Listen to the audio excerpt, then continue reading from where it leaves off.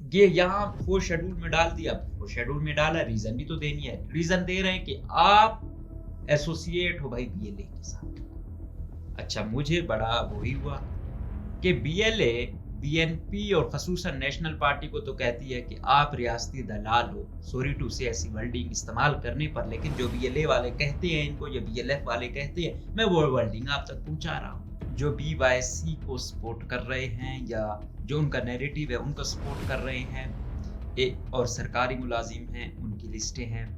फिर हमने ये भी आपको बताया था कि जो एक्टिव स्टूडेंट्स हैं उनकी लिस्टें हैं।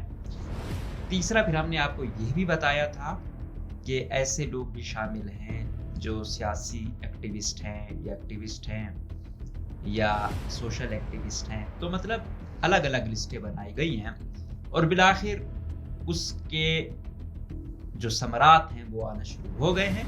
जैसे वो गई बोर्डिंग के लिए तो उनको रोका गया, उनको फिर जो इमिग्रेशन ऑफिस वाले हैं वो दफ्तर में ले गए तो 2-3 घंटे बिठाए रखा, फिर पासपोर्ट नहीं दे रहे थे। फिर उन्होंने कहा कि जो बलूचिस्तान के वज़ीर दाखिला हैं, जो वजारत दाखिला बलूचिस्तान है, वहाँ से आपके ख़िलाफ़ वो हुआ है कि आपको फोर्थ शेड्यूल में डाल दिया है, लिहाजा आप सफ़र नहीं कर सकती। और बिलाखिर उनको जाना पड़ा और वो ओमान नहीं जा सकी। इसमें कोई शक नहीं कि वो बलूचिस्तान के अच्छे लिखारियों में से एक लिखारी हैं।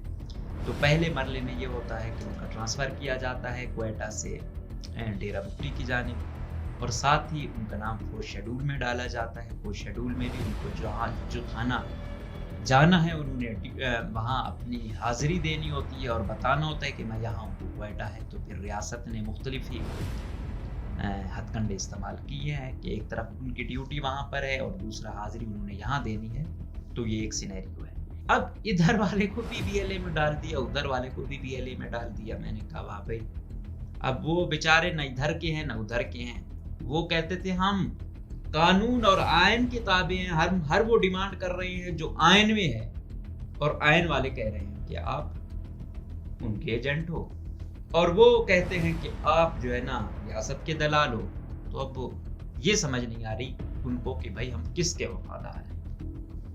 ये उस वक्त पहले भी मैंने आपको, जब मुझे मालूमात मिली थी, मैंने आपके साथ शेयर की थी कि ऐसा होगा, तो लोगों ने शायद उस वक्त यकीन नहीं किया। लेकिन अब आहिस्ता आहिस्ता सख्तियाँ बढ़ेंगी और सिर्फ ये फोर्थ शेड्यूल तक बात नहीं रहेगी, ये आगे हो सकता है ज़्यादा एफआईआर वगैरह की जानिब जाएं, फिर कोई केस कहाँ हो, कोई केस कहाँ हो।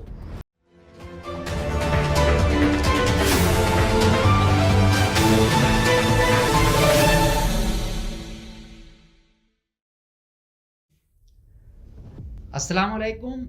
जिस तरह हमने आपको कहा था कि 28 जुलाई के बाद, बलोच राजी मुच्ची के बाद, हालात बलोच यकजहती कमेटी और जो एक्टिव लोग हैं उनके खिलाफ हालात उस तरह साजगार नहीं होंगे, और ऐसा ही हुआ।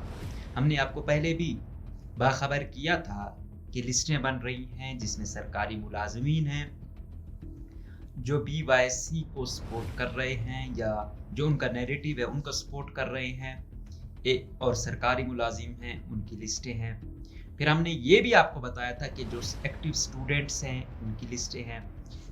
तीसरा, फिर हमने आपको ये भी बताया था कि ऐसे लोग भी शामिल हैं जो सियासी एक्टिविस्ट हैं या एक्टिविस्ट हैं या सोशल एक्टिविस्ट हैं। तो मतलब अलग अलग लिस्टें बनाई गई हैं और बिलाखिर उसके जो समरात हैं वो आना शुरू हो गए हैं।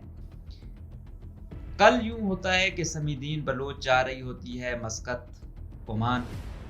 उधर आपको पता है बलोचों की एक बड़ी पॉपुलेशन रहती है, बकौल उनके कि वो अपने रिश्तेदारों से मिलने जा रही थी और उनको रोका गया।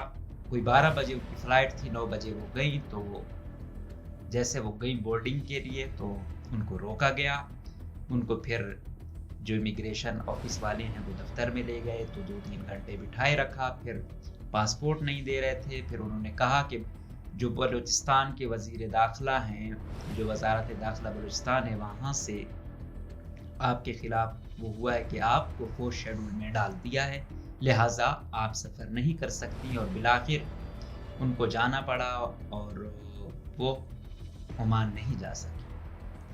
आज उन्होंने गालिबन कराची हाई कोर्ट में पटिशन भी दायर कर दी। कल मेरे ख्याल में उसकी पहली हियरिंग होगी। ये था एक सिलसिला। इसके साथ साथ एक और जो लिखारी हैं और असिस्टेंट प्रोफेसर हैं आबिद मीर, काफ़ी बलूचिस्तान में बदकिस्मती से लिखने वाले इतने ज़्यादा नहीं हैं, और स्पेशली जो प्रोमिनेंट लिखारी हैं तो आबिद मीर एक नाम थे, और डॉक्टर शाह मोहम्मद मर्री की सोहबत में वो और ज़्यादा निखरे और काफ़ी किताबों के तर्जमे उन्होंने किए, काफ़ी सारा उन्होंने लिखा। बाकी हर एक को उनसे वो क्या कहते हैं, सियासी उनके नज़रियात से इख्तलाफ हो सकता है, उनसे इख्तलाफ हो सकता है, लेकिन इसमें कोई शक नहीं कि वो बलूचिस्तान के अच्छे लिखारियों में से एक लिखारी हैं। तो पहले मरले में ये होता है कि उनका ट्रांसफ़र किया जाता है क्वेटा से डेरा मुफ्ती की जानिब, और साथ ही उनका नाम फोर्थ शेड्यूल में डाला जाता है। फोर्थ शेड्यूल में भी उनको जहाँ जो थाना जाना है उन्होंने वहाँ अपनी हाज़िरी देनी होती है और बताना होता है कि मैं यहाँ हूँ, क्वेटा है। तो फिर रियासत ने मुख्तलिफ ही हथकंडे इस्तेमाल किए हैं कि एक तरफ उनकी ड्यूटी वहाँ पर है और दूसरा हाज़िरी उन्होंने यहाँ देनी है। तो ये एक सिनेरियो है। अच्छा, ये चीज़ फिर यहाँ तक नहीं रुकी, फिर ये आगे आते हैं। आप अभी तक की जो इतलात हैं 139 लोग जिनकी कोई लिस्ट निकली है, मैं कोशिश कर रहा हूँ कि वो जो तमाम लिस्टें हैं किसी तरह हम तक पहुँचे, तो हम आप तक एक एक का नाम वाजे करें कि कौन कौन है। लेकिन अभी जिन लोगों का पता चला है उसमें नेशनल पार्टी के एक्टिव कॉमरेड गफ़ार हैं, उनका बेटा बलखशेर कम्बरानी जो लंदन में पढ़ रहा है वो है, और उनके भाई हैं, उनको भी फोर्थ शेड्यूल में डाला है। इस तरह डॉक्टर मालिक ने कहा था कि बीएसओ पुजार का जो सदर है उसका नाम भी डाला हुआ है। इस तरह बीएसओ का वो ग्रुप जिसकी लॉयल्टी या जिसकी वो बीएनपी मैंगल की जानिब है, उनके जो जनरल सेक्रेटरी हैं समंद बलूच, उनका नाम डाला हुआ है। और अगर उसका है तो उसका मतलब है उस जो उनका है प्रेसिडेंट है उनका भी नाम, ये चेयरमैन है उसका नाम तो लाजमी होगा। तो इस तरह नाम आ रहे हैं। तो ये एक बहुत बड़ी लंबी फहरिस्त है और इसमें ख़वातीन मर्द एक्टिव लोग तमाम हैं। लेट्स सी क्या होता है। अच्छा, ये यहाँ फोर्थ शेड्यूल में डाल दिया। फोर्थ शेड्यूल में डाला, रीज़न भी तो देनी है। रीज़न दे रहे हैं कि आप एसोसिएट हो भाई बीएलए के साथ। अच्छा, मुझे बड़ा वही हुआ कि बीएलए बीएनपी और खसूसन नेशनल पार्टी को तो कहती है कि आप रियासती दलाल हो, सॉरी टू से ऐसी वर्डिंग इस्तेमाल करने पर, लेकिन जो बीएलए वाले कहते हैं इनको, या बीएलएफ वाले कहते हैं, मैं वो वर्डिंग आप तक पहुंचा रहा हूं ताकि आप समझे। डॉक्टर मालिक की पॉलिसी बड़ी माकूल वो है। वो कहते हैं कि भाई हम एक ये है कि वोटर ज्यादा बलोच है तो बलोच डोमिनेंसी है, लेकिन वो खुद को मार्क्सिस्ट आइडियोलॉजी का बताते हैं। वो कहते हैं कि हम मीर गौस बख्श साहब की जो आइडियोलॉजी है, जो लेफ्ट की जानिब उनका झुकाव है, वो अपना कहीं ना कहीं वो करते हैं। और उनके आपने देखा होगा बाकी बलोचों से हट के भी काफ़ी नुमाइंदगी है। इस तरह बीएनपी भी करती है, लेकिन उनके चंद वो है फिगर हैं, लेकिन उनकी मतलब आप कह सकते हो वो अगर 50-50 करती है तो बीएनपी मैंगल 80-20 करती है। 80 मतलब उनका वो झुकाव बलोच की जानिब होगा, बाकी 20% बाकी अफगान की जानिब होगा।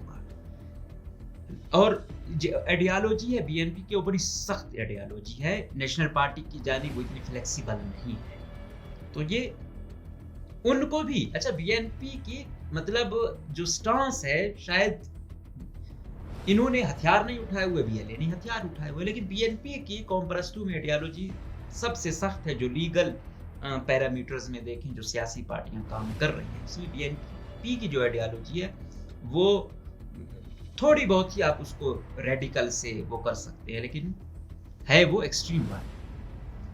अब इधर वाले को भी बीएलए में डाल दिया, उधर वाले को भी बीएलए में डाल दिया। मैंने कहा वाह भाई, अब वो बेचारे न इधर के हैं न उधर के हैं। वो कहते थे हम कानून और आयन के ताबे हैं, हर वो डिमांड कर रहे हैं जो आयन में है, और आयन वाले कह रहे हैं कि आप उनके एजेंट हो, और वो कहते हैं कि आप जो है ना रियासत के दलाल हो। तो अब ये समझ नहीं आ रही उनको कि भाई हम किसके वफादार हैं। ये बड़ी ही अफसोसनाक बात है। अगर आप जो पुरअमन जद्दोजहद कर रहे हैं उनको उसके साथ जोड़ रहे हैं तो ये बड़ा ही खतरनाक बात है। जब एक शख्स कहेगा कि यार जब मैं उसके साथ नहीं हूं, मैंने हथियार नहीं उठाया, मैं इस चीज का कायल ही नहीं कि मैंने हथियार उठाना है, फिर भी आपने मुझको बीएलए से जोड़ दिया है, 4 शेड्यूल में डाल दिया है, तो फिर मैं चला ही जाता हूँ। ठीक है, ये एक बड़ा ही खतरनाक पॉइंट है। अगर आप इसको समझे ना, किसी को आपको मतलब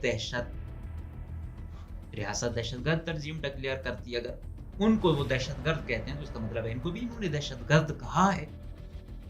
कहा नहीं, बल्कि हम कहते हैं कि रियासत, भाई रियासत खुद उनको एसोसिएट कर रही है। तो ये बड़े ही अफसोसनाक बात है, और कोई तफरीक नहीं है। मतलब जो थोड़ा बहुत एक्टिव है उसको आप फोर्थ शेड्यूल में डाल रहे हैं। अब इस तरह मारंग का नाम सरे फहरिस्त होगा, इसमें बीबर्ग का नाम होगा, बाकियों के नाम होंगे जो एक्टिव हैं। ये उस वक्त पहले भी मैंने आपको, जब मुझे मालूमात मिली थी, मैंने आपके साथ शेयर की थी कि ऐसा होगा, तो लोगों ने शायद उस वक्त यकीन नहीं किया। लेकिन अब आहिस्ता आहिस्ता सख्तियां बढ़ेंगी और सिर्फ ये 4 शेड्यूल तक बात नहीं रहनी है, ये आगे हो सकता है ज्यादा FIR वगैरह की जानिब जाएं, फिर कोई केस कहाँ हो, कोई केस कहाँ हो, फिर दरमियान में जो ये तौहीन मजहब वाला डॉक्टर सबिया के खिलाफ कार्ड यूज किया गया, तो मतलब बहुत ही अफसोसनाक बात है। हुकूमत को चाहिए अगर उन्होंने करना है तो अपना मोमेंटम जो है ना वो माकूल रखे, तफरीक रखे। अगर डॉक्टर मालिक साहब जैसे लोग भी आप दूर कर रहे हो, उनके लोगों को भी आप दूर कर रहे हैं, उनके खिलाफ ऐसा क्रैकडाउन कर रहे हैं, तो ये मुल्क और सूबे के मफाद में नहीं है। यकीन जानिए आपसे बात करने वाला कोई नहीं होगा। इतने हार्ड स्टांस पे ना ले जाएं, और स्पेशली यूथ है, यूथ को आप डायरेक्ट BLA से जोड़ रहे हैं, डायरेक्ट BLA से जोड़ रहे हैं।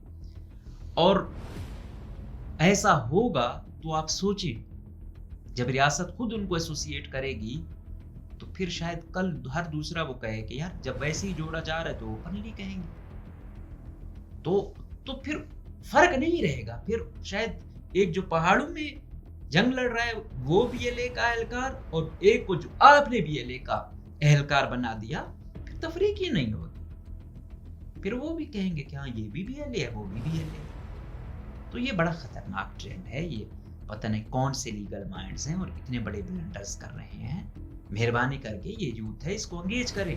बलूचिस्तान की 70% से ज्यादा जो पॉपुलेशन है वो यूथ पर है, और यूथ भी वो है जो मिडिल क्लास पढ़ के आया हुआ है। अब वो कुछ मेरिट चाहता है, वो कुछ उम्मीदें चाहता है, वो सोसाइटी की बेहतरी चाहता है।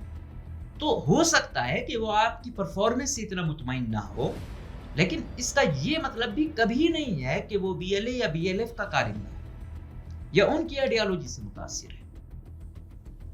हाँ, हम ये भी कहते हैं कि BLA में जो है 2019 के बाद नौजवान काफी गया, इसमें कोई शक नहीं है, लेकिन रीजन ढूंढनी होगी और उनको भी बुलाना होगा, जेन्युइन कंसर्न्स देखने होंगे। अगर एक 20 साल का या 22 साल का नौजवान है, उसकी क्या बेचारे की आइडियोलॉजी होगी, उससे आप कुछ भी कराओ, उसको इमोशनली ब्लैकमेल हर तरीके से किया जाता है, चाहे वो रिलीजियस फैक्टर्स हों, चाहे इसके साथ साथ नेशनलिस्ट फैक्टर। हम यही देखते हैं कि हमारी फौज में जो अफसर बनते हैं उसकी एज क्या होती है, 17 से 23-25 तक मैक्सिमम। रीजन क्या है, वो मैड होता है जिसमें आप उसको कायल कर लेते हैं और वो फिर टिल डेथ एक आइडियोलॉजी पे चलता है। ऐसा ही जो ये बैंड आउटफिट्स हैं, ये कलदम या अस्करियत पसंद ग्रुप है, ये भी ऐसा करते हैं। इनकी भी जो मेन बूस्ट करती है, इनकी भी जो फोर्स है वो यूथ पे, चाहे इनसे खुदकश कराएं, चाहे इनसे टारगेट किलिंग कराएं, तो वो यही है। BLA से तो एसोसिएट कर दिया, ये मुझे पता, और मैंने कहा कि शायद इतनी ज्यादा इनकी तहकीकात होंगी कि आया जो यूथ कर रहे हैं अलग अलग नाम भी दे। इतना काम किया रियासती इदारों ने, हो जाता कि हाँ भाई ये जो एसोसिएट है ये BLA की मजीद ब्रिगेड से है, ये BLA के फतेह स्क्वाड से है, ये BLA की फलां स्क्वाड से है। लेकिन नहीं, सिर्फ BLA से एसोसिएट कर दिए तो उसका मतलब है तहकीकात पूरी नहीं हुई आपकी।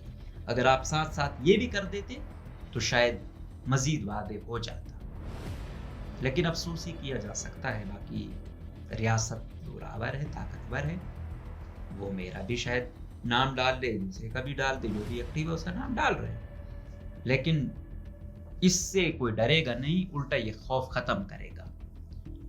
जब आप सख्त पाबंदियां लगाते हैं तो खौफ खत्म होता है, बढ़ता नहीं है। और हो सकता है आप किसी घर से किसी उसको मतलब यही करदम तंजीम में किसी एक का भाई मारते हो, फिर उसका पूरा घर उनके खिलाफ नहीं हो जाता। सेम सिचुएशन यही है, अगर रियासती इदारे किसी का भाई बेटा मारेंगे, वो पूरा घर अपने खिलाफ करेंगे। तो मेहरबानी करके नजरे सामने करें, लोगों को, यूथ को एंगेज करें, इनको एक पैराडाइम में ले आए। इनको मजीद अगर आप इन पर सख्तियां करेंगे तो ये बहुत ज्यादा नफरत को जन्म देगा। हमारे पास शायद ये आखिरी चांस है बलूचिस्तान की यूथ को एंगेज करने का। अख्तर मेंगल ने एक रिजाइन किया, बहुत सारी गलतियां पिछली हुकूमत में की, यूथ खुश है कि भाई फिर हीरो बना दिया। तो रियासत के पास भी ऐसे मौके हैं, कुछ लापता अफराद बाजियाब करे, इन लोगों को एंगेज करे, इनको नौकरियां दे, इनके लिए अमन लाए, तो ये खुश हो जाए। अगर आप सख्तियां करेंगे, उनके लिए हर तरह से दरवाजे बंद करेंगे, तो ये फिर मसले बनाएगा सही, घटाएगा नहीं। तो हम उम्मीद करेंगे कि इन लोगों को सियासी तरीके से एंगेज करें, ना कि फोर्थ शेड्यूल में डालें और मजीद इनके लिए आज़ाब बनाएं। अगर डॉक्टर मालिक, अख्तर मेंगल, असद बलूच ऐसे आज असम्बली में क्या हुआ, असद बलूच और अली मदद तक, जो हमारी असम्बली में किसी कोई भी असम्बली हो, ऐवान हो, तकद्दुस होता है, एक यही होती है कि यार अवाम के नुमाइंदे गए हुए हैं, तो थोड़ा बहुत लैंग्वेज का ख्याल रखा जाता है। मछली मंडी बनी हुई है हमारी असम्बली। हमारे ये फार्म 47 वाले लोगों ने तो हर तरीके से जो है ना ताकतवर हलकों को खुश करने के लिए हद पार कर दी हुई है। होता है, कम से कम इतना तो ना करें। और ताकतवर हलके भी जो फार्म 47 पे लाए हुए हैं, जो इनके खास कारिंदे हैं, उनको कहें भाई एक लिमिट होती है, ग्रेसफुल, आप अपना पॉइंट लॉजिकल रखें। आप फार्म 47 वाले भी है ना, अगर आपका रेशनल अप्रोच होगी तो कहता है यार बेशक फार्म 47 वाला है, वो चीज़ हम तो हमें खैर बिल्कुल उसके हम खिलाफ हैं कि नाजायज तरीके से हैं, लेकिन कम से कम उसकी जबान तो शाइस्ता है। और एक तो फार्म 47 हो, फिर बदतमीजी भी हो, बदतहजीबी भी हो, लैंग्वेज भी शाइस्ता ना हो, तो फिर क्या उसकी इज्जत होगी, उसके लाने वाले की इज्जत होगी। हम उम्मीद करेंगे कि अपने लोगों को अच्छी तरीके से ट्रेन किया जाएगा और उन्हें उनकी हदूदों को यूथ बताई जाएगी, और जो हकीकी स्टेक होल्डर्स हैं उनको एंगेज किया जाएगा, सख्तियाँ कम की जाएंगी और उम्मीद दिलाई जाएगी, ना कि मजीद उनको नाउमीदी की जानिब धकेला जाएगा। इजाज़त दीजिए, अल्लाह हाफ़िज़।